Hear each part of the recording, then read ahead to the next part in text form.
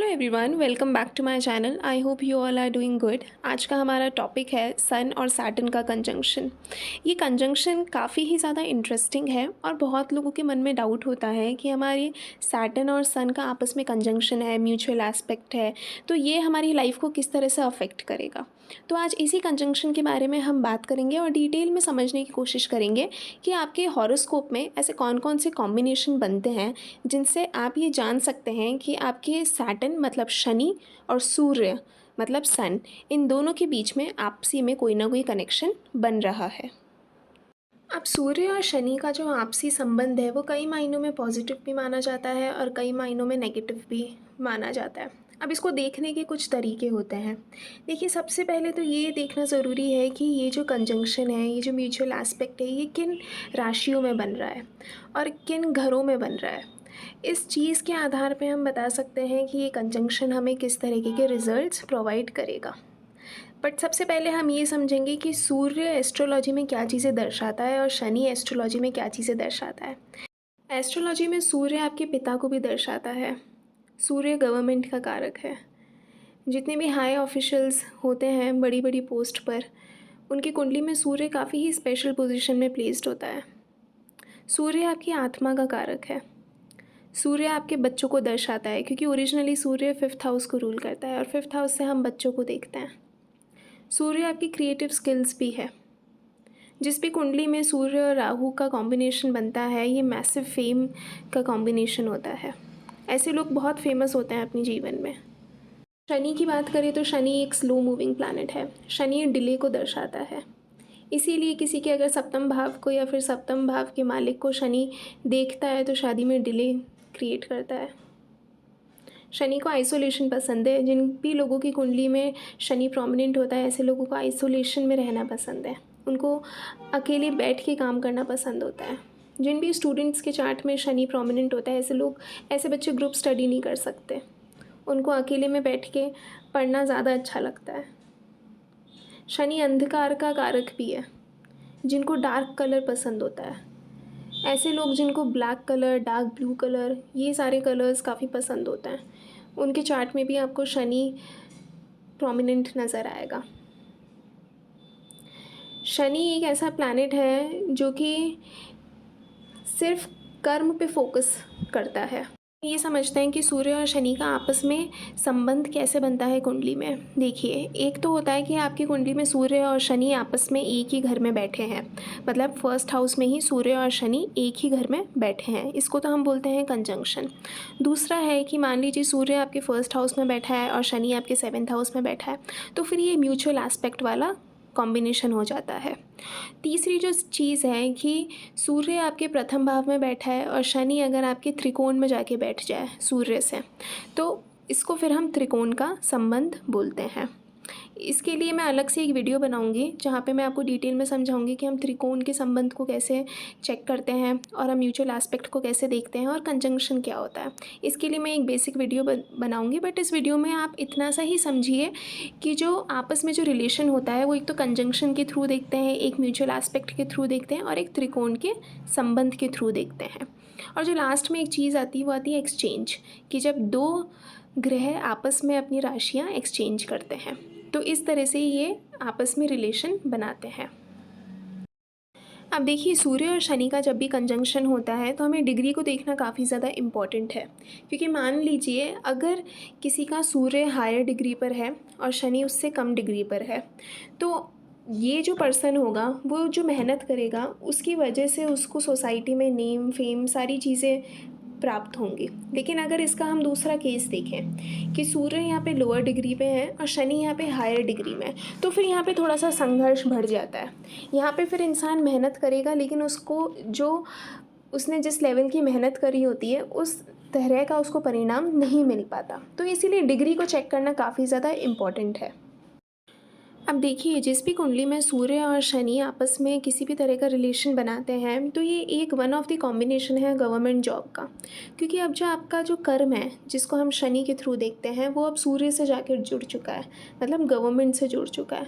तो इसीलिए इस कंजंक्शन की एक अच्छी बात ये है कि ये गवर्नमेंट जॉब के लिए काफ़ी पॉजिटिवली वर्क करता है। मेहनत ज़रूर करनी पड़ती है, लेकिन हाँ, this is one of the combination of government job. ये सूर्य और शनि दोनों ही आपस में काफ़ी ही डिफरेंट एनर्जीज़ हैं, और जब ये दोनों एनर्जीज़ आपस में मिलती हैं तो एक नेगेटिव चीज़ इसका ये है कि एक पर्सन में कॉन्फिडेंस की कमी क्रिएट कर देता है, स्पेशली तब जब आपका सूर्य लोअर डिग्री पर है और आपका शनि हायर डिग्री पर है, या फिर ये कंजंक्शन ऐसे घरों में बन जाए जहाँ पे ये इतना अच्छी तरह से वर्क ना कर पाए, या फिर ये किसी ऐसी राशि में बन जाए जहाँ पे वो राशि इस कंजंक्शन को सपोर्ट ना कर पाए। तो इस केस में एक पर्सन में कॉन्फिडेंस की बहुत ज़्यादा कमी हो जाती है। वो अगर कुछ करना भी चाहता है अपनी लाइफ में, तो भी जस्ट बिकॉज ऑफ कॉन्फिडेंस वो स्टेप ले नहीं पाता उस अपने गोल की तरफ। तो ये एक थोड़ा नेगेटिव साइड है सूर्य और शनि के कंजंक्शन का। सूर्य और शनि का कंजंक्शन जब भी सेवन्थ हाउस या फिर फोर्थ हाउस में बनता है, तो ये इतना ज़्यादा अच्छा नहीं माना जाता, क्योंकि फोर्थ हाउस आपके घर के एनवायरनमेंट को शो करता है, और वहाँ पे इस तरीके का इतना डिफरेंट कंजंक्शन इतने ज़्यादा अच्छे रिजल्ट प्रोवाइड नहीं कर पाता। ऐसे लोगों के घरों में आपको बहुत ज़्यादा कॉन्फ्लिक्ट्स देखने को मिल सकते हैं। सूर्य और शनि का कंजंक्शन अगर सेवन्थ हाउस में बनता है, तो फिर ये मैरिटल लाइफ में काफ़ी ज़्यादा डिस्टर्बेंस क्रिएट करता है। बहुत ज़्यादा ईगो क्लैशेस होते हैं इस कंजंक्शन की वजह से। तो फोर्थ हाउस और सेवन्थ हाउस दोनों ही घर एक ऐसी प्लेसमेंट है सूर्य और शनि के कंजंक्शन के लिए, जो कि इतनी ज़्यादा फेवरेबल नहीं मानी जाती। अब जैसा कि मैंने पहले बताया है वीडियो की स्टार्टिंग में, कि सूर्य आपके पिता को दर्शाता है और सूर्य आपके बच्चों को भी दर्शाता है। तो अगर ये कंजंक्शन किसी न किसी तरह से अगर अफ्लिक्शन में आ गया, तो फिर इस कंजंक्शन की वजह से इस पर्सन की अपने पिता से, अपने फादर से इतने ज़्यादा अच्छे रिलेशन नहीं रह पाएंगे। या तो इस पर्सन के अपने फादर से रिलेशन ख़राब होंगे, नहीं तो अपने बच्चों से रिलेशन ख़राब हो सकते हैं। तो इसीलिए इस कंजंक्शन में एफ्लिक्शन नहीं आना चाहिए, अदरवाइज़ ये अपने फादर से और अपने बच्चों से इतने ज़्यादा अच्छे रिलेशन फॉर्म नहीं कर पाते। मान लीजिए अगर ये कंजंक्शन नाइन्थ हाउस में बन रहा है, सूर्य और शनि भी है, और अगर वहाँ पे राहु आके बैठ जाए या फिर वहाँ पे मंगल का प्रभाव आ जाए, तो फिर ये कंजंक्शन काफ़ी ही ज़्यादा डिस्टर्बेंस क्रिएट करता है एक पर्सन की लाइफ में। इनके और इनके फादर के बीच में जो रिलेशन होता है वो इतना ज़्यादा अच्छा नहीं रह पाता। तो इसीलिए हमें घर को भी देखना काफ़ी ज़्यादा इम्पॉर्टेंट है कि ये जो कंजंक्शन है ये किस घर में बन रहा है और किस राशि में बन रहा है। अब देखिए, एस्ट्रोलॉजी में जो 10th हाउस होता है वो बहुत ही ज़्यादा इंपॉर्टेंट हाउस माना जाता है, और अगर उस घर में सूर्य और शनि का आपस में कंजंक्शन बनता है, या फिर वहाँ से कोई रिलेशन बनता है सूर्य और शनि का, तो फिर ये पर्सन को उसकी प्रोफेशन में काफ़ी राइज़ देता है। ऐसे लोग आपको बड़ी बड़ी गवर्नमेंट पोस्ट पे भी आपको देखने को मिलेंगे, और अगर ये गवर्नमेंट जॉब में नहीं है तो ये प्राइवेट कंपनीज़ में भी अच्छी टॉप की पोजीशन पे प्लेस्ड होते हैं ऐसे लोग। ये लोग काफ़ी ही ज़्यादा हार्ड वर्किंग होते हैं, और आपको इनकी पर्सनालिटी में एक अलग ही सीरियसनेस भी देखने को मिलेगी, लेकिन कॉन्फिडेंस भी बहुत ज़्यादा होगा ऐसे लोगों में।